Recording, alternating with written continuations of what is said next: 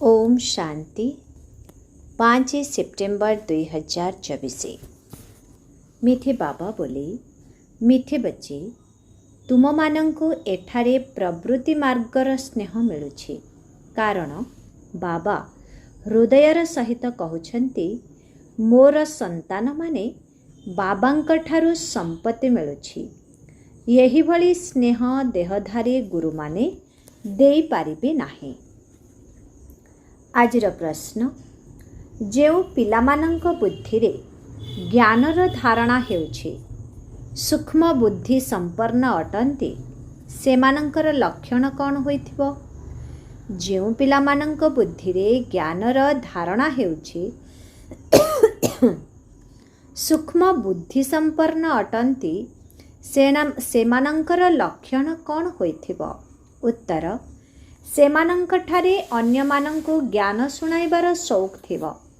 सेमानंकर बुद्धि मित्र संबंधी मानंक प्रति आकर्षित हेबो नाही। जेउ माने सूक्ष्म बुद्धि संपन्न आत्मा, सेमाने पाठ पढ़िबा समय रे केबे हाई मारिबे नाही। स्कूल रे केबे हेले आखि बंद करी बसिबे नाही। जेउ पिलामाने अन्यमनस्क होई बसंती, जहाँकर बुद्धि एणे तेणे घूरी बुलु थाए, सेमाने ज्ञान को बुझंती ही नाही। सेमानंक पई बाबांको मने पकाइबा बहुत कष्टकर हुए। ओम शांति। एहा बाबा एवं पिलामानंकर मेला, गुरु एवं चेला अथवा शिष्य मानंकर मेला नुहे। दुनियार गुरुमानंकर दृष्टि रही थाए जे ये आमर शिष्य, अनुसरणकारी बा जिज्ञासु अटंती। तेबे एहा हल्का दृष्टि होईगला ना, तेणु सेमाने सही दृष्टि रे ही देखिबे, आत्मा को नुहे। सेमाने शरीर को देखंती एवं चेला माने मध्य देह अभिमानी होई बसी थांती। सेमानंकु निजर गुरु बोली भावंती एवं इया आमर गुरु, यही दृष्टि ही रही थाए। गुरुं को बहुत सम्मान दियंती। एठारे तो बहुत फरक रही। एठारे बाबा पिलामानंको सम्मान देउछंती, जानिछंती पिलामानंको पाठ पढ़ाइबाको हेबो।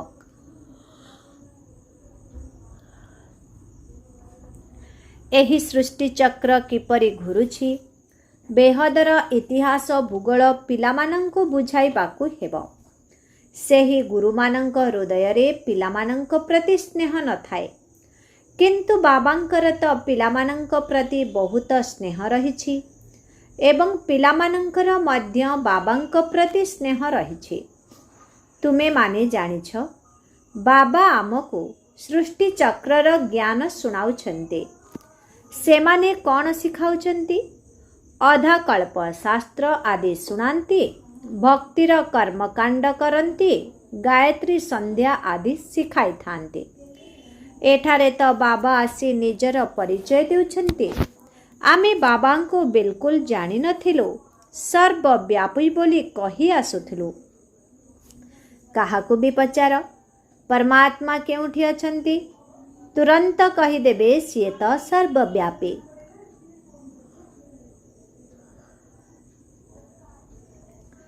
तुम पाखकु मनुष्य माने आसी पचारुछन्ति जे एठारे कौन शिखा जाउछि? तेबे कुह, आमे राजयोग शिखाउछु, जहा द्वारा तुमे मनुष्य देवता अर्थात राजा होई पारिबो। आउ एभली कौनसी सत्संग नथिबो जेउ माने कहिबे जे आमे मनुष्यरु देवता हेबार शिक्षा देउछु। देवता माने सत्य जुगरे ही थांती, यही कली जुगरे मनुष्य माने अछंती। एबे आमे तुमको सारा सृष्टि चक्रर रहस्य बुझाउछु, जहा द्वारा तुमे चक्रवर्ती राजा होई जिवो एवं पवित्र हेबार बहुत भल जुक्ति मध्य बताउछन्ते। एभली जुक्ति केबे केही बताई पारिबे नाही। एहा सहज राजयोग। बाबा पतित पावन, सीए सर्वशक्तिमान, तेणु तांकु मने पकाइले पाप भस्म हेब, काहीकिना जोग को अग्नि कुहा जाउछे। ତେଣୁ ଏଠାରେ ବାବା ନୂଆ କଥା ଶିଖାଉଛନ୍ତି। ଏହା ଜ୍ଞାନ ମାର୍ଗ ଏବଂ ଜ୍ଞାନ ସାଗର ଏକମାତ୍ର ବାବା। ଜ୍ଞାନ ଏବଂ ଭକ୍ତି ଅଲଗା ଅଲଗା।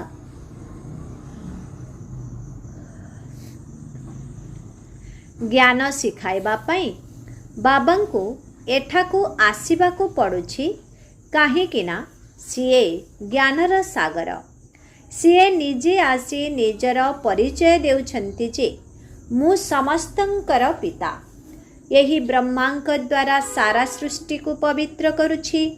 ସତ୍ୟଯୁଗ ପବିତ୍ର ଏବଂ କଳି ଯୁଗ ପତିତ ଦୁନିଆ। ତେବେ ଏହା ସତ୍ୟଯୁଗର ଆଦି ଏବଂ କଳି ଯୁଗର ଅନ୍ତିମ ସମୟ ସଙ୍ଗମ ଯୁଗ ଅଟେ, ଯାହାକୁ ଲିପ୍ ଯୁଗ କୁହାଯାଉଛି। ଏଠାରୁ ଆମେ ଲମ୍ଫ ଦେଉଛୁ କେଉଁଠାକୁ? ପୁରୁଣା ଦୁନିଆରୁ ନୂଆ ଦୁନିଆକୁ ଲମ୍ଫ ପ୍ରଦାନ କରୁଛୁ। ସେମାନେ ତ ସିଡ଼ିରେ ଧୀରେ ଧୀରେ ତଳକୁ ଓହ୍ଲାଇ ଆସିଲେ। ଏଠାରୁ ଆମେ ବିକାରୀ ଦୁନିଆରୁ ନୂଆ ଦୁନିଆକୁ ଲମ୍ଫ ଦେଉଛୁ। ଏକଦମ ଉପରକୁ ଚାଲି ଯାଉଛୁ। ପୁରୁଣା ଦୁନିଆକୁ ଛାଡ଼ି ଆମେ ନୂଆ ଦୁନିଆକୁ ଯାଉଛୁ।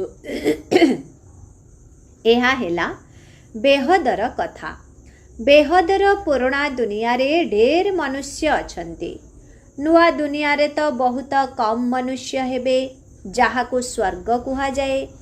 ସେଠାରେ ସମସ୍ତେ ପବିତ୍ର ରହିଥାନ୍ତି। କଳିଯୁଗରେ ସମସ୍ତେ ଅପବିତ୍ର।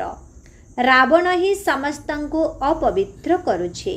ବାବା ତ ସମସ୍ତଙ୍କୁ ବୁଝାଉଛନ୍ତି, ତୁମେ ଏବେ ରାବଣ ରାଜ୍ୟ ଅଥବା ପୁରୁଣା ଦୁନିଆରେ ଅଛ। ବାସ୍ତବରେ ତୁମେମାନେ ରାମ ରାଜ୍ୟରେ ଥିଲ, ଯାହାକୁ ସ୍ୱର୍ଗ କୁହାଯାଉଥିଲା।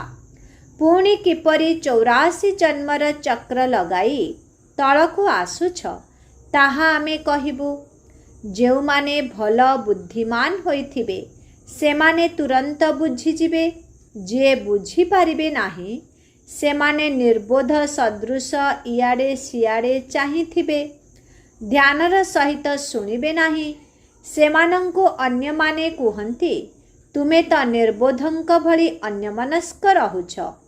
ସନ୍ନ୍ୟାସୀମାନେ ଯେତେବେଳେ କଥା ଶୁଣାନ୍ତି, ସେତେବେଳେ କେହି ଢୁଳାଇଥାନ୍ତି ଅଥବା କାହାର ଧ୍ୟାନ ଅନ୍ୟ ଆଡ଼କୁ ଚାଲି ଯାଇଥାଏ। ତେବେ ଅଚାନକ ତାଙ୍କୁ ପଚାରି ଦିଅନ୍ତି, କ'ଣ ଶୁଣାଇଲୁ? ସେହିପରି ବାବା ମଧ୍ୟ ସମସ୍ତଙ୍କୁ ଦେଖୁଛନ୍ତି। କେହି ନିର୍ବୋଧ ଏଠାରେ ବସିନାହାନ୍ତି ତ? ଯଦି ବୁଦ୍ଧିମାନ ସନ୍ତାନ ହୋଇଥିବେ, ତେବେ ପାଠପଢ଼ାରେ କେବେ ହାଇ ମାରିବେ ନାହିଁ।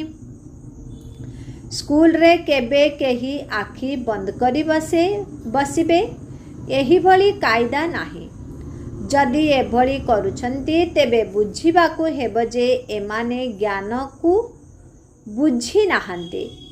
ବାବାଙ୍କୁ ମନେ ପକାଇବା ତାଙ୍କ ପାଇଁ ବହୁତ ମୁସ୍କିଲ ହେବ। ତେବେ ପୁଣି ପାପ କିପରି କଟିବ? ବୁଦ୍ଧିମାନ ପିଲାମାନେ ତ ଭଲ ଭାବରେ ଧାରଣ କରି ପୁଣି ଅନ୍ୟମାନଙ୍କୁ ଶୁଣାଇବାର ସଉକ ରଖିଥାନ୍ତି। ଜ୍ଞାନ ତ ଥିଲେ ବୁଦ୍ଧି ମିତ୍ର ସମ୍ବନ୍ଧୀମାନଙ୍କ ଆଡ଼କୁ ଚାଲିଯାଏ। ଏଠାରେ ତ ବାବା କହୁଛନ୍ତି, ଆଉ ସବୁକିଛି ଭୁଲିଯିବାକୁ ହେବ। ଅନ୍ତିମ ସମୟରେ ଯେପରି କିଛି ବି ମନେ ନ ପଡ଼ୁ। ବାବା ସନ୍ନ୍ୟାସୀ ଆଦିଙ୍କୁ ଦେଖିଛନ୍ତି, ଯେଉଁମାନେ ପକ୍କା ବ୍ରହ୍ମଜ୍ଞାନୀ ହୋଇଥାନ୍ତି। ସକାଳୁ ସକାଳୁ ଏହିପରି ବସି ବସି ବ୍ରହ୍ମ ମହତ୍ତତ୍ୱକୁ ମନେ ପକାଇ ଶରୀର ଛାଡ଼ି ଦିଅନ୍ତି। ତାଙ୍କ ପାଖରେ ଶାନ୍ତିର ପ୍ରଭାବ ବହୁତ ରହିଥାଏ। କିନ୍ତୁ ସେମାନେ ତ ବ୍ରହ୍ମରେ ଲୀନ ହୋଇପାରିବେ ନାହିଁ। ତଥାପି ମାତାଙ୍କ ଗର୍ଭରୁ ଜନ୍ମ ନେବାକୁ ପଡ଼ିଥାଏ। ବାବା ବୁଝାଇଛନ୍ତି, ବାସ୍ତବରେ ମହାତ୍ମା ତ କୃଷ୍ଣଙ୍କୁ କୁହାଯାଉଛି। ମନୁଷ୍ୟମାନେ ଅର୍ଥକୁ ନ ବୁଝି କେବଳ ଏମିତି କହିଦେଉଛନ୍ତି।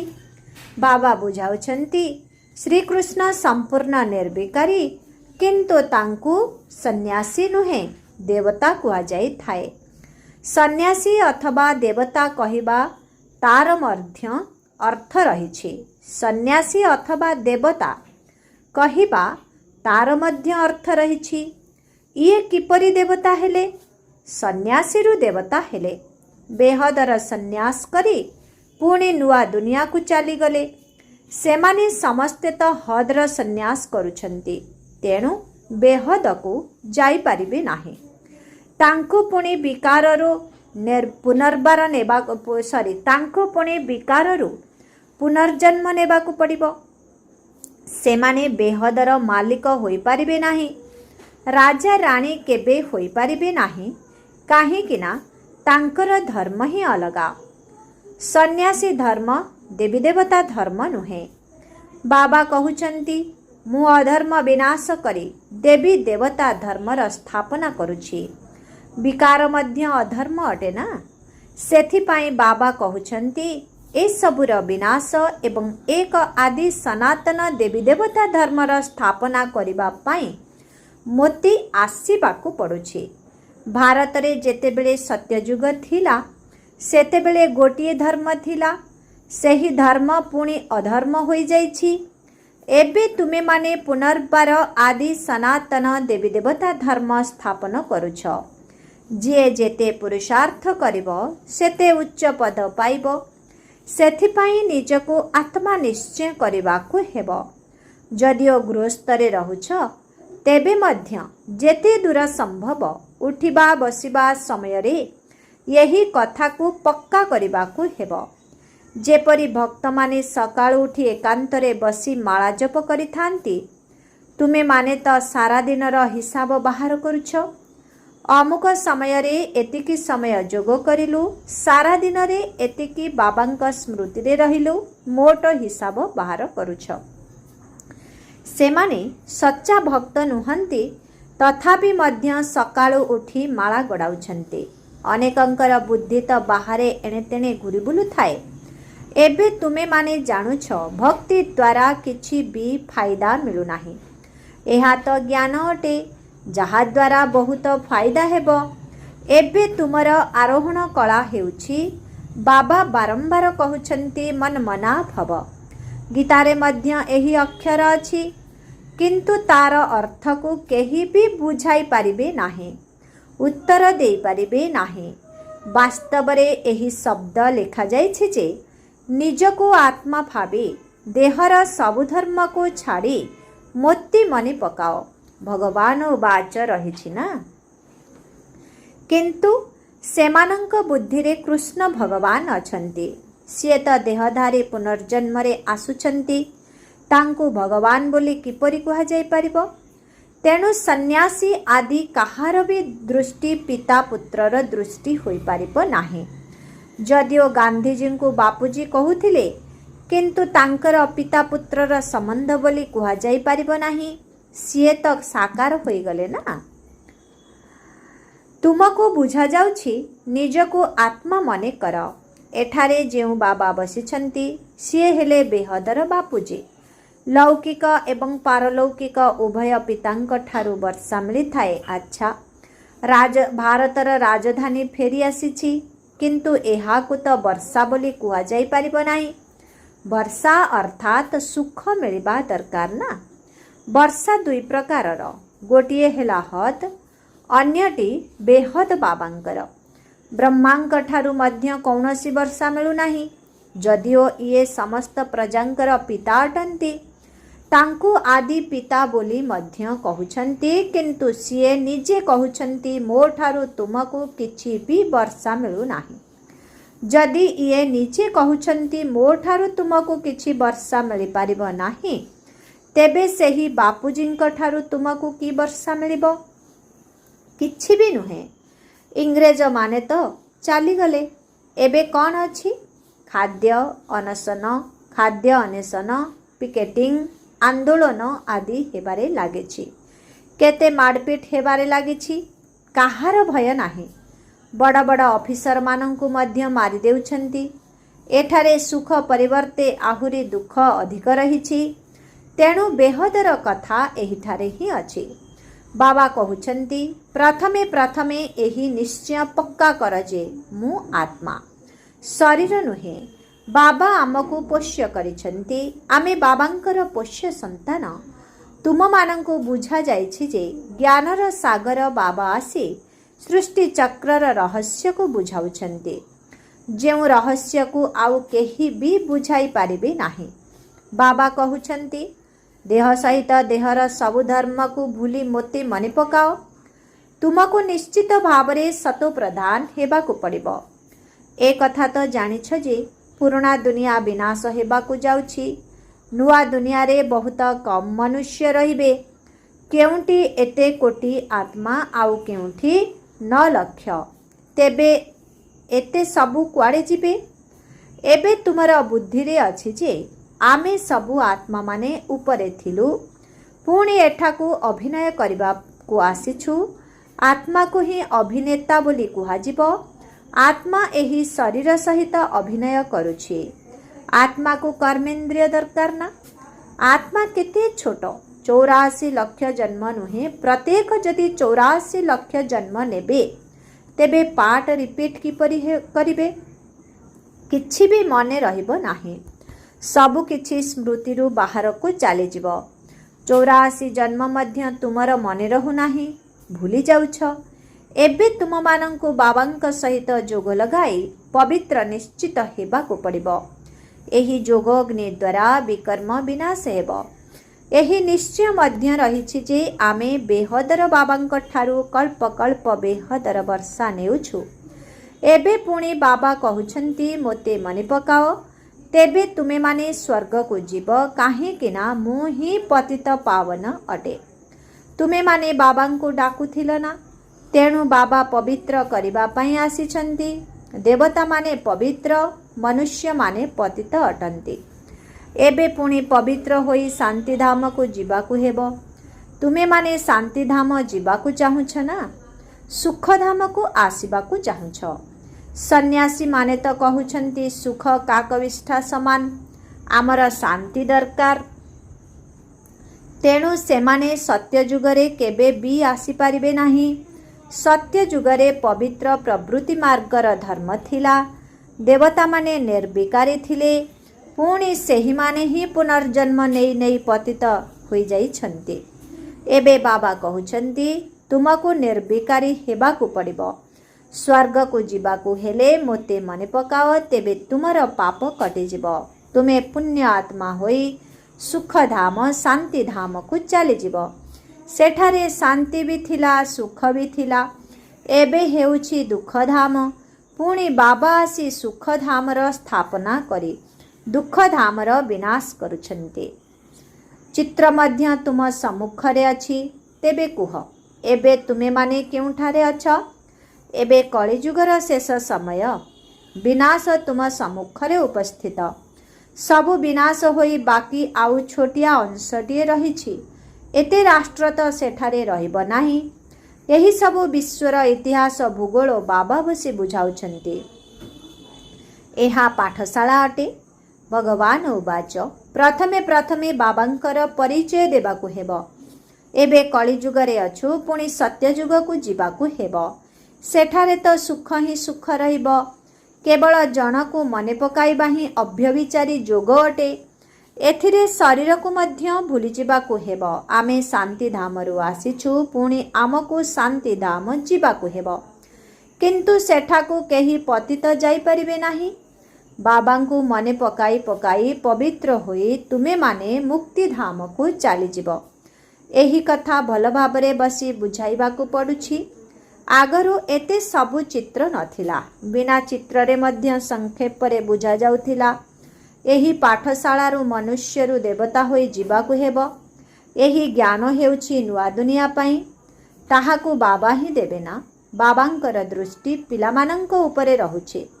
आम आत्मा मानंकु बाबा पाठ पढ़ाउछन्ति। तुमे माने मध्य बुझाउछ जे बेहदर बाबा आमको बुझाउछन्ति। तांकर नाम हेला शिव बाबा। केवल बेहदर बाबा कहवा द्वारा मध्य द्वंद्वरे पड़िबे, काहेकि ना बहुत बाबा होई गलेनी।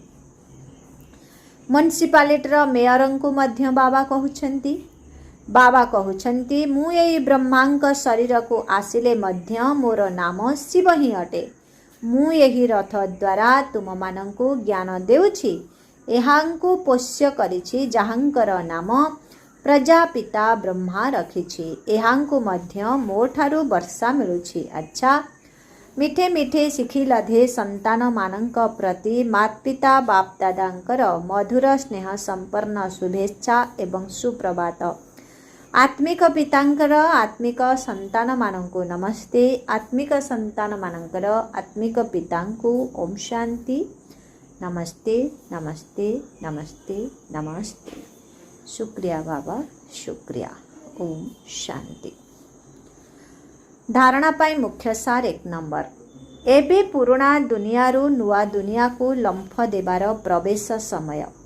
सेथिपाई एही पुराणा दुनियारू बेहदर संन्यास करिबाकू हेबो। एही दुनिया को बुद्धिरू भूली जिबाकू हेबो। 2 नंबर। पाठपढ़ा उपरे पूरा पूरा ध्यान देबाकू हेबो। स्कूल रे आखि बंद करी बसिबार नियम नाही। तेणु ध्यान रहू। पाठपढ़ा समय रे बुद्धि एणे तेणे न जाऊ, निद न आसू। जहा शुणुछ ताहा बुद्धि रे धारण होई जाऊ। आजिर वरदान आत्मिक निशा द्वारा पुराणा दुनिया को भूलुथिबा स्वराज्य अधिकारी तथा विश्वराज्य अधिकारी हुआ। संगम जुगरे जेउ माने बाबांकर संपत्तिर अधिकारी होई थांती सेही माने ही स्वराज्य तथा विश्वराज्यर अधिकारी होई थांते। आज स्वराज्य अछि काली को विश्वराज्य हेबो। एहा आजी एवं कालीर ही कथा। एही भली अधिकारी आत्मा माने सर्वदा आत्मिक निशारे ही रही थांती एवं आत्मिक निशा सहजरे पुराणा दुनिया को भुलाई दे थाए। अधिकारी आत्मा माने केबे भी कौनसी वस्तुर व्यक्तिर बा संस्कारर अधीन होई परिबे नाही। सेमानंकु विनाशी कथा गुडी को छाड़िबाकू पड़े नाही, आपे आपे छाड़ी होई जाए। आजिर स्लोगन प्रत्येक मुहूर्त प्रतिटी निश्वास प्रश्वास एवं प्रत्येक संपत्ति को सफल करुथिबा आत्मा ही सफलता मूरत होइथाए। प्रत्येक मुहूर्त प्रतिटी निश्वास प्रश्वास एवं प्रत्येक संपत्ति को सफल करुथिबा आत्मा ही सफलता मूरत होइथाए। ओम शांति।